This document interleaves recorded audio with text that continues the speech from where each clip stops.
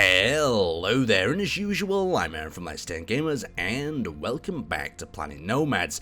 This time, we're taking a little bit of a more in-depth look at the vehicles, as requested by you guys. Now, the vehicles are still very simplistic at this stage of the game, because we are in very sort of early development stages. So I've built a few different vehicle variants, and I'm going to show you my findings of what happens when it comes to building. There's really just 2 or 3 key points. The first one is having enough power. So if you don't have enough power, you won't be able to climb hills and traverse various different terrain. The second thing is having enough suspension to actually be able to take the load. Say for instance, this camper van here, based on this 6-wheel design, simply didn't have enough suspension, enough support, so I cannot drive it anywhere at all because it's too heavy and has broken the suspension off. But if we go into something like this, we have a vehicle that is very fast, very agile, and what I've done here as well is I've actually turned the wheels so we can turn the front and the back set and allow us to move very tightly around obstacles. I really do like that, and I like the ability to be able to quickly switch on the wheels. But at the same time, the biggest problem with these sort of wheel ideas is you can't fine-tune them with a slider like you can in other similar games. You can see how that wheels actually came up there, but the suspension system is far better than what I've seen offered by other games of a similar genre at this current moment in time. So you can see as we traverse, we've also got the power spike, so when I'm using that it goes orange, when I'm not it goes to green. So let's actually head over to a little bit of our off-the-road terrain course over there. We've got our bunker from the last episode up at the top there, a few extra bits that I've added on, trying to mess around, just trying to really test this game out, even though it's in early stages, to see if it has a lot of potential as something I want to play in the future. So there we go, we'll traverse this first area. Our wheels are lovely bouncing up and down. Second area, so we should see our wheels bouncing again over this terrain sort of type. We're getting a little bit of lag in areas. Okay, very nice indeed. Let's try a rock out. So as you can see, as we traverse the rocks, all the wheels are going up and over it. Let's try hitting one a little bit harder perhaps. Wheels going up over it, fine. Let's reverse back over it to see what sort of result we get. Very nice. It's like a tank sort of paint roller. Maybe if they introduced tracks in the future, that'd be cool as well. So let's actually just hop out of that and hop into another one of these vehicles that I was testing out.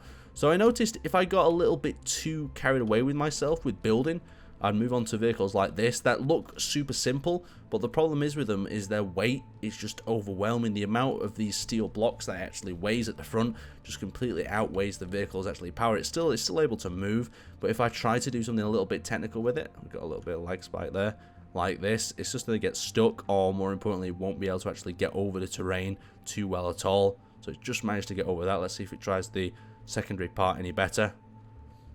Okay, wheels are flexing at the back, and we're getting a lot of lag in that area.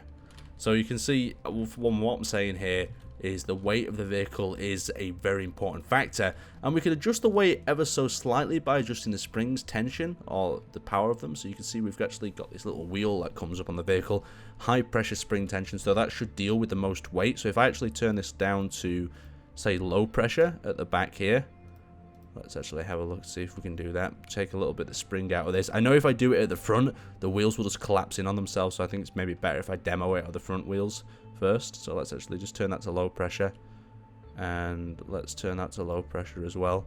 So the low pressure spring now is activated. Let's hop back into the cockpit and see what sort of results we get from driving this thing.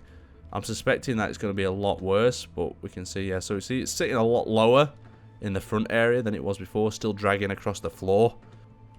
So as I was testing out different wheelbases, we've actually got this one here, and what I wanted to do with this test is just see how much 6 wheels could actually take in weight. So we'll place 1 block on, nothing really happens to the suspension, it is on the highest tension setting. So I placed 2 on, you can see the suspension starting to collapse. So if I drive with this now, you'll notice it's still drivable, but the suspension is definitely under a lot more pressure. So let's actually bring it down to that point for the moment, and we'll just jet back up and we'll place 1 more block on. And usually when it's 3 of these large blocks, that is so much weight, the suspension completely collapses, but it looks like we've actually managed to do it in this case. Front's gone down a little bit. Let's place a second one on there.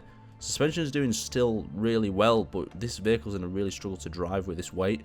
So there we go, now we've actually tipped it over that level. Let's try to get it back inside to see if the springs will actually raise back up if we start to move the vehicle. We can move the front bar, but we're just getting basically dragged into the ground now, and now we're even stuck on a power generator because of the weight of the vehicle above. And since this vehicle's like this, it's going to be top heavy and very likely to roll over like that. I do like the physics and the wheels in this game though. It looks definitely promising for the future. but there was a little bit of a better look at the vehicles. Building them is just like building a house. You disconnect a block, so I'll just do a quick demo here. So say for instance we wanted a vehicle placed on this area, we can disconnect the block below and the vehicle just drops to the ground like that, so it's not that complicated at all. And it does mean you can have a mixture of large and small blocks on the same sort of grid that I really like as well. Combining them two in other similar games would just be a beautiful idea. Anyway, I'd like to thank you guys for watching. Hopefully this has just give you a little bit of a taste of what you wanted to see with more of the vehicles. I really covered all of this in the previous video, but I thought it'd be useful or quite interesting just to show you some of the further developments and mess arounds that I've been doing in Nomads. Anyway, I'd like to thank you guys for watching.